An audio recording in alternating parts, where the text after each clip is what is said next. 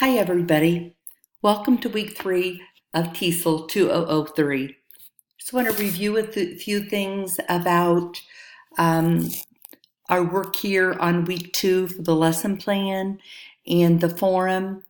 And want to remind all of you once again to make sure that you're very attentive to the rubric, to make sure that you have the APA listed, make sure you have 2 references, that you're looking at the word count, and so on.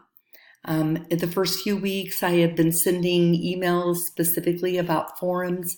I don't give feedback within the forum as far as scoring goes because, of course, those are public to everyone within the class. But hopefully now at week 3, if you see you've lost a point, you'll be able to go back and see, oh, yes, I didn't do APA. I didn't do the resources. I turned it in a day late. I didn't respond to a classmate, and you'll know why you lost points. If you ever have any question about that, please let me know, and I will be very glad to be specific with you on it. So a couple of things I want to go over insofar as your lesson plans for week 2. In general, remember that academic language is what goes with the particular content area that you're teaching. For example, if you're doing an experiment, you might have the word experiment or procedure. You might have, if you're talking about plants, photosynthesis.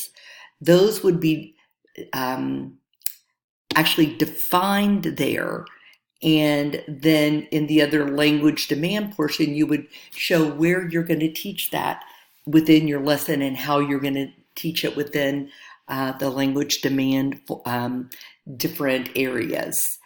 So I wanted to point that out to you. I did have a person or two say something about they were going to do differentiation for ELLs. And by the way, some of you did your differentiation based on your context for learning, but you did not include anything specifically for ELLs. And obviously that's the key here in this particular class. And I had a couple of people who said, label things for students in their native language. And that is a great idea. One of the things I want you to keep in mind, though, is with these students, that you are dealing with within your certification areas, is that some of them may not know how to read in their native language. If they have not already acquired the learning to be able to read and write and process in their native language, we'll need to support them in English. So it's kind of just a thing to keep in mind.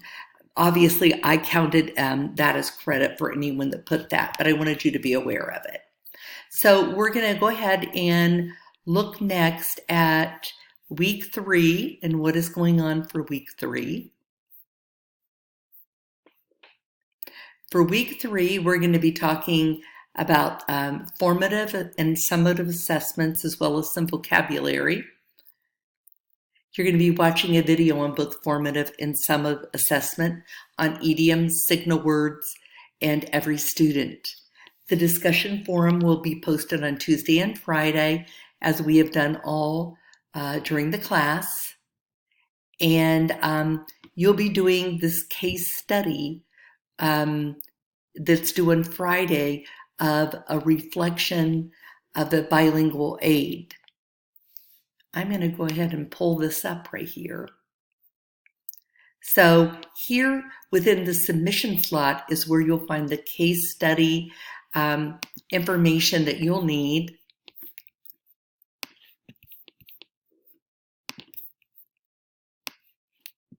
You'll go through and you'll read the case study carefully. It's not very big as you can see. And then you're going to answer the questions for reflection at the end. That there are 60 points possible, 4 points per question segment. Let me just pull that back up again, actually. Oops, sorry about that. You don't need to know about my airport parking reservation. That was almost as good as having your cat crawl up on you while you're doing it.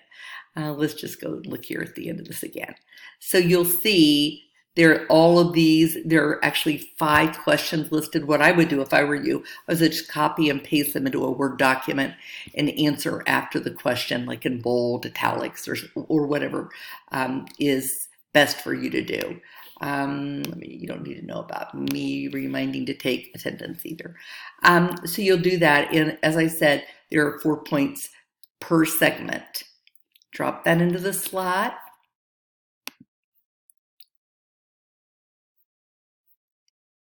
And here is the lesson plan segment for week 3. Keep in mind that at the top of our course, in student support documents, there is a totally completed lesson plan that you can use as a guide as you go through this. Now, you're asked to use the lesson template for week 3 section below. It's right here. And plan the assessments that will help the students accomplish your content and language objectives. And then the point values are included as always.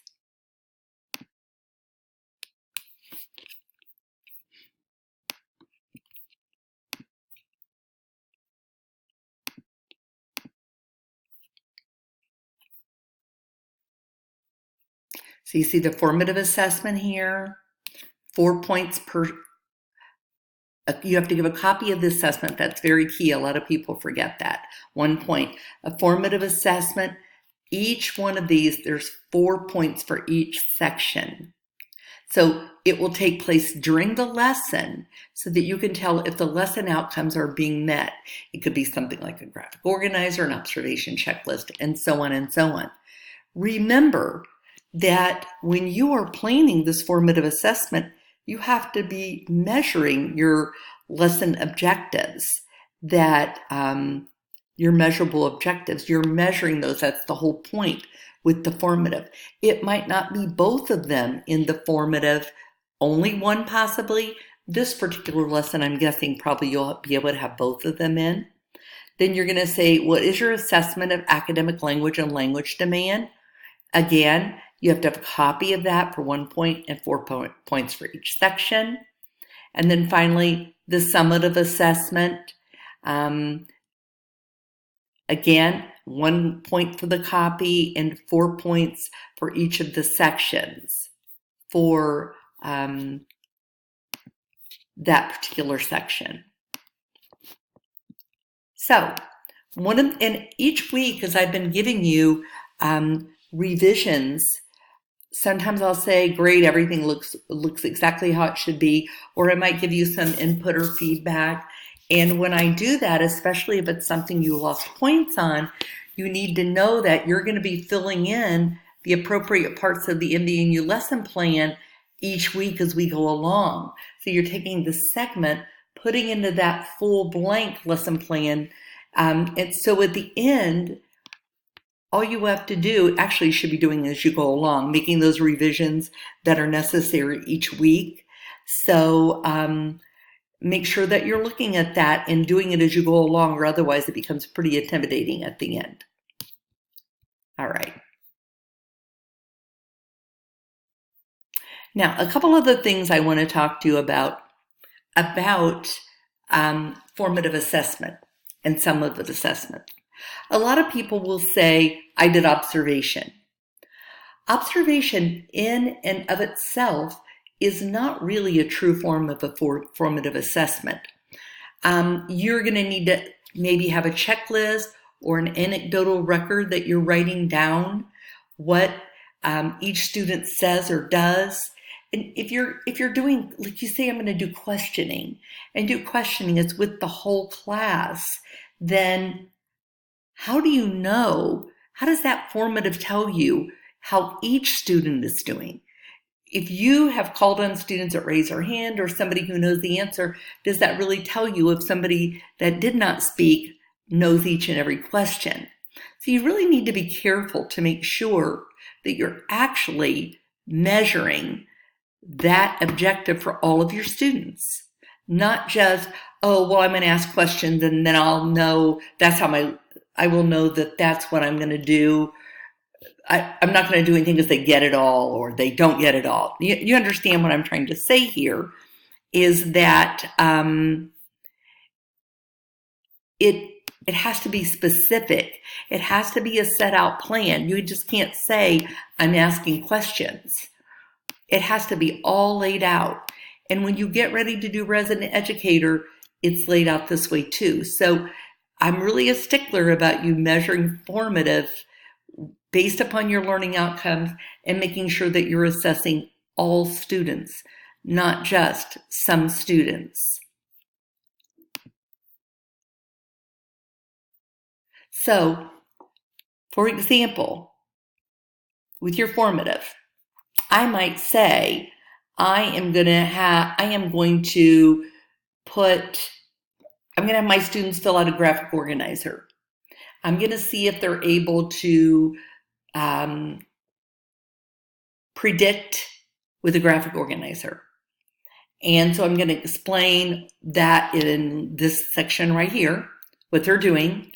And then I'm going to write here what skill, goal, or objective is that assessment designed to measure. The key word here being objective. Feedback to students. This is always a tough one for people because your feedback to your students isn't just, okay, you got an A and I put that on your paper. So you know that I crossed off anything that might be wrong and here's your grade. Your feedback to the students needs to either be some verbal feedback. It can be within a small group of students that struggled with the same thing. It might be written on their particular submission, or if they had a handout, in this case, the graphic organizer, I would put on it something like, I gave my students feedback on anything that was incorrect and positive feedback on those things that were correct. By writing on the graphic organizer, that might be my feedback here. And then how will the data be used in the remainder of this lesson or future lessons? That I'm going to be able to say something like, because 80% of my students were able to meet my goal of scoring 95%, again, just a pulled out percentage on this formative assessment, then I'm going to be able to go on with the class to the next objective or the next section or the next topic. And then any of my students who did not meet this particular objective, I will then be sitting down with them and giving them one-on-one or small group intervention to reteach what they're missing. These things are very, very important. And it's in each and every one of these are all set up the same way. This tends to be a struggle in the lesson plan for students when we get to this part. So please make sure that you look at that very, very carefully.